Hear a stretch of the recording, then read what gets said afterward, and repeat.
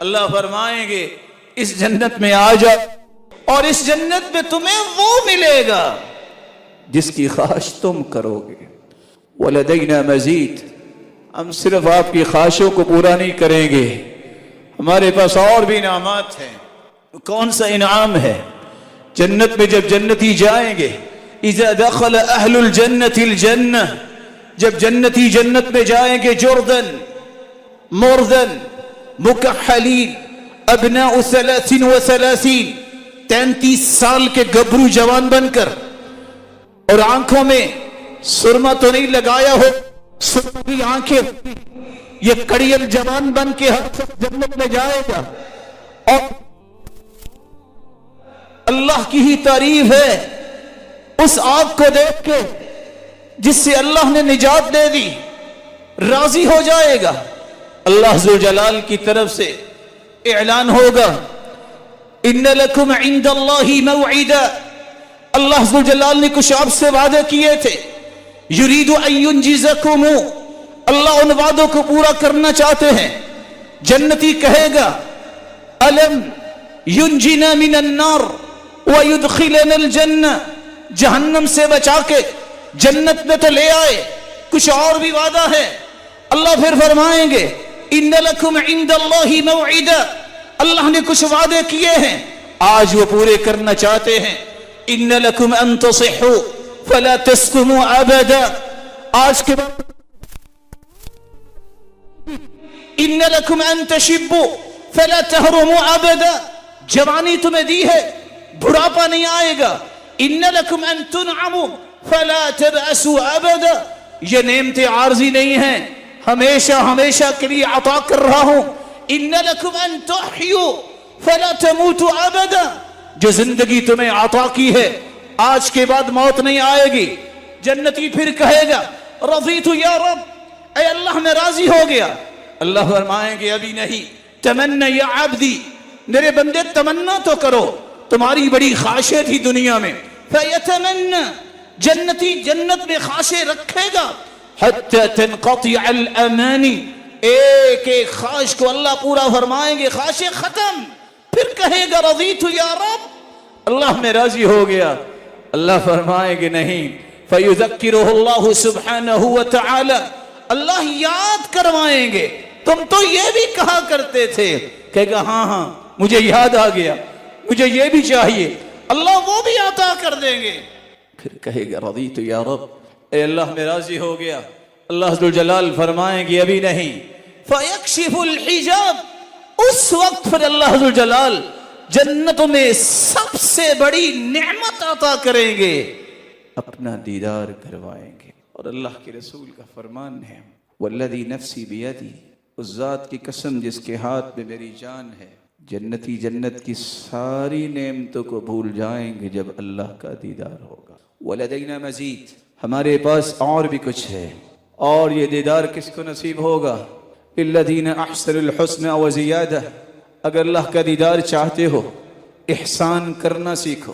اللہ کا دیدار کرنا چاہتے ہو، فجر اور عصر کی نماز میں کبھی سستی نہ کرو، اس کو زندگی میں پابندی سے پڑھو. اللہ کے رسول کا فرمان انکم سترون ربکم کما ترون هذا القمر لا تضامون فی رؤیتہ. یہ 14ویں رات کا چاند دیکھ رہے ہو میرے صحابہ؟ جی ہاں اللہ کے رسول دیکھ رہے ہیں. فرمایا تم اسی طرح اپنے رب کو دیکھو گے، تمہیں دیکھنے میں کوئی دشواری تو نہیں ہو رہی. لیکن اگر یہ خواہش پوری کرنا چاہتے ہو تو فجر کی نماز اور عصر کی نماز میں سستی نہ کرنا.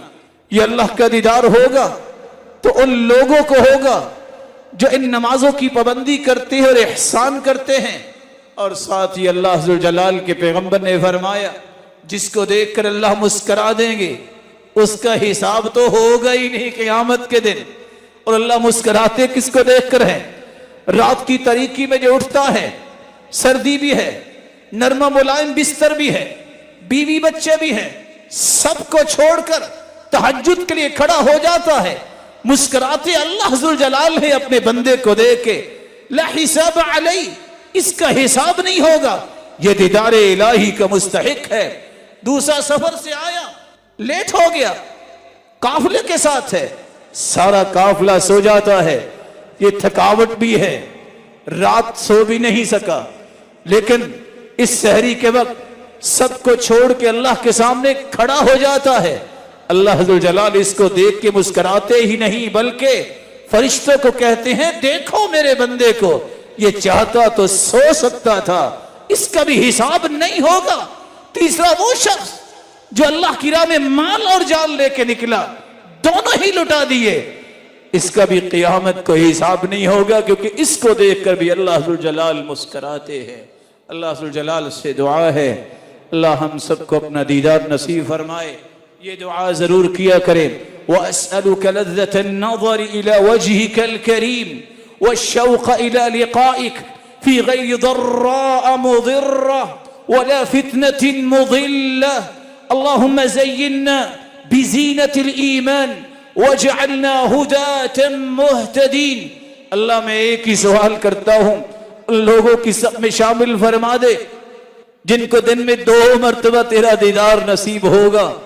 اللہ تیرے دیدار کا شوق، تیری ملاقات کا شوق یہ میرے دل میں پیدا فرما دے، لیکن الہ العالمین جب تک میں تیرے پاس نہیں آتا مجھے کسی فتنے میں نہ ڈالنا۔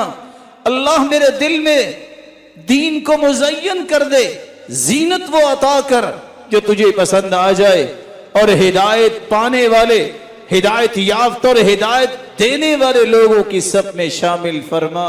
وآخر دعوانا ان الحمد لله رب العالمين۔ الحمد لله على إحسانه كله على توفيقه وامتنانه، وأشهد أن لا إله إلا الله وحده لا شريك له تعظيما لشانه، وأشهد أن محمدا عبده ورسوله الداعي إلى رضوانه، أما بعد فأعوذ بالله من الشيطان فإنه عدو للإنسان۔